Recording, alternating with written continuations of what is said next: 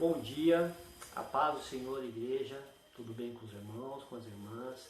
Nós estamos com saudade, mas continuamos aqui com a escola dominical. Hoje vamos falar do livro de Deuteronômio, mas eu vou passar primeiro algumas instruções para vocês, tá? Na verdade, vocês vão estar continuando escutando a aula, né? Porque não vou passar por vídeo, então vai aparecer uma imagem para vocês e eu vou estar falando a aula. Então procure, pegue um papel, pegue uma caneta, anotem as suas dúvidas. Você pode passar para mim depois no WhatsApp, que eu vou procurar esclarecer essas dúvidas, tá bom? Que o Deus te abençoe e tenha uma excelente aula. Amados, então vamos dar continuidade aqui ao estudo do livro de Deuteronômio. Vamos lá, Deuteronômio é uma repetição da lei, mas entenda bem, é uma repetição inteligente. Moisés ele retorna aos principais temas e os aplica um a uma nova geração que tomaria posse da terra prometida. Se você ler Deuteronômio com bastante atenção, você vai perceber que Moisés ele insiste em ligar a obediência ao amor e vice-versa. Então, ao estudar o livro, nós preste atenção no seguinte, nessas formas de obediência anunciadas ali. Como se manifestam na prática e qual atitude de amor está ligada a ela. Então, o Deuteronômio ele fala nessa questão de obediência. Uma visão panorâmica para a gente entender que nós sempre fazemos nas nossas aulas. Informações básicas, né? O autor, Moisés. Data, 1440 a.C. Local, foi escrito no deserto. Qual que é o alvo? É a geração que peregrinava no deserto. Visão, versículo-chave, né? Deuteronômio capítulo 6, verso 4. Esse versículo. Palavra-chave, obediência. E o esboço, né? O nome original do livro significa essas são as palavras. Ele define a organização, as palavras-chave, as lições do texto. Então o livro é a chave na história de Israel. No reinado de Josias, Deuteronômio foi achado e lido. Isso está em 2 Reis, capítulo 22, do verso 8 ao 13. Ele é a base da interpretação da lei que o povo de Israel desenvolveu em sua história. Então, em Deuteronômio estão as profecias de um santuário em Jerusalém, isso está no capítulo 12, de um rei para Israel, capítulo 17. Então, Deuteronômio em uma sentença. O Senhor demonstra a fidelidade, preservando o povo, punindo uma geração, mas levantando outra geração que veria cumpridas as promessas que ele tinha feito aos seus pais.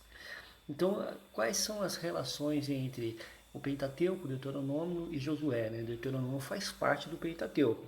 Então, Deuteronômio prepara o cenário para uma narrativa, para as narrativas, ou seja, narrativas épicas de Josué, com base no que já havia sido anunciado em Êxodo, Levítico e Números.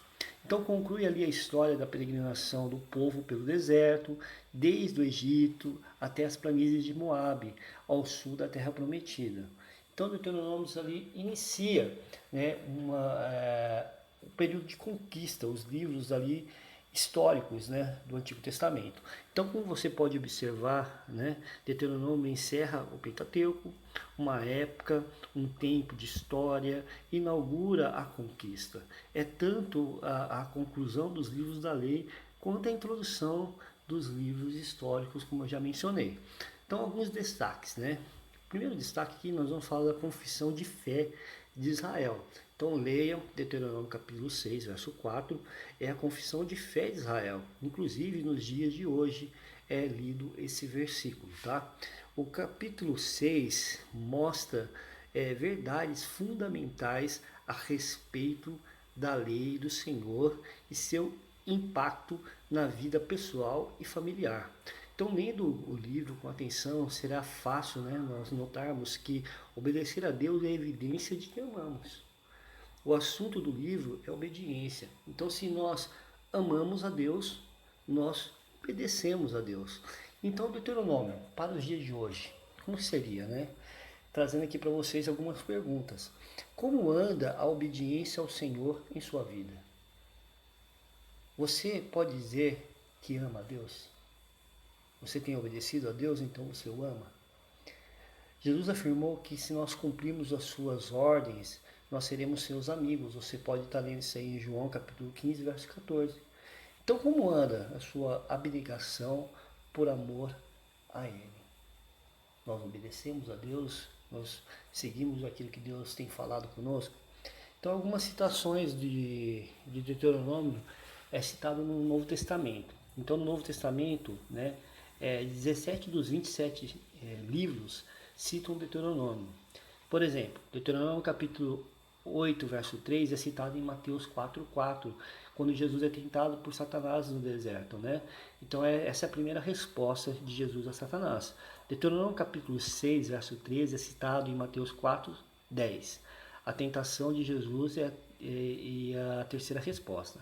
Deuteronômio 18, 15 ao 18 é citado em João capítulo 6, verso 14, reconhecendo Jesus como o profeta de Deuteronômio.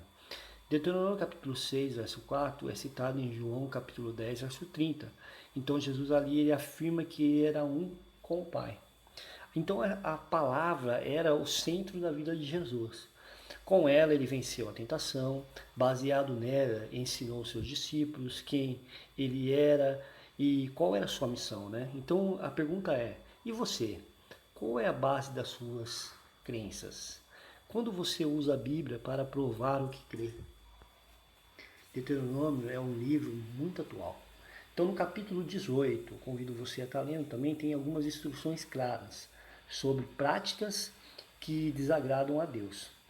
Eis algumas delas, que é o sacrifício de humanos, adivinhações, feitiçarias, encantamentos, necromancia, consulta aos mortos, né? Então o texto não discute possibilidades e não deixa dúvidas, né? Deus não quer que o homem tenha contato com tais coisas.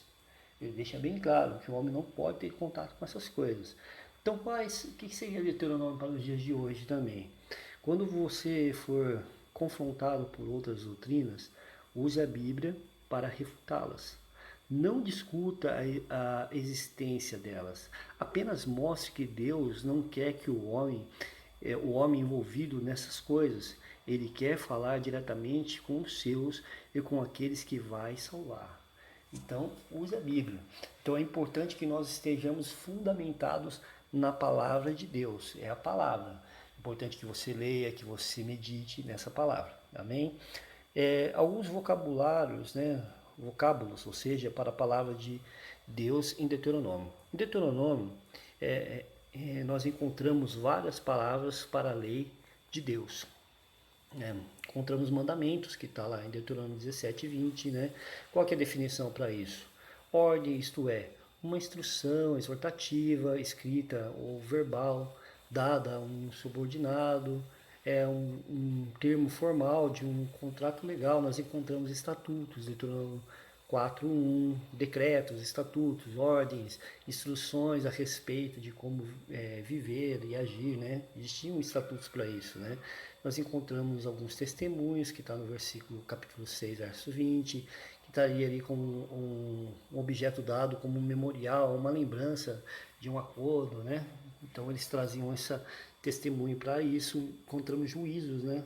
Está no Deuteronômio capítulo 11, verso 32, que seria regulamento, prescrição específica, falada ou escrita, de que deve ser obedecida com penas para o não cumprimento. Então existiam juízos daqueles que não cumpriam os mandamentos de Deus.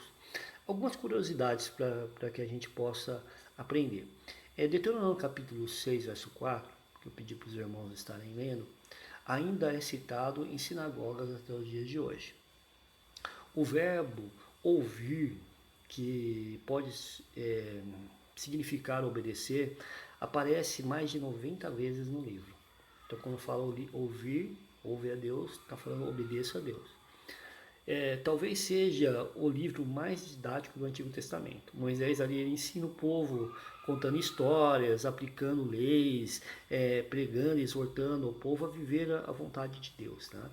Então o Deuteronômio tem uma relação com um código chamado Hammurabi. O que é esse código? Né? Embora os assuntos sejam muito debatidos, é normalmente aceito que Moisés se inspirou em estilos semelhantes a códigos legais do seu tempo. Seriam códigos legais daquele tempo, onde que tinham ali leis e estatutos naquele código, os padrões, né? Então Hammurabi é um desses códigos. Em nossa época, o direito romano, por exemplo, é a base do direito brasileiro. Então eles seguiam esse código como base.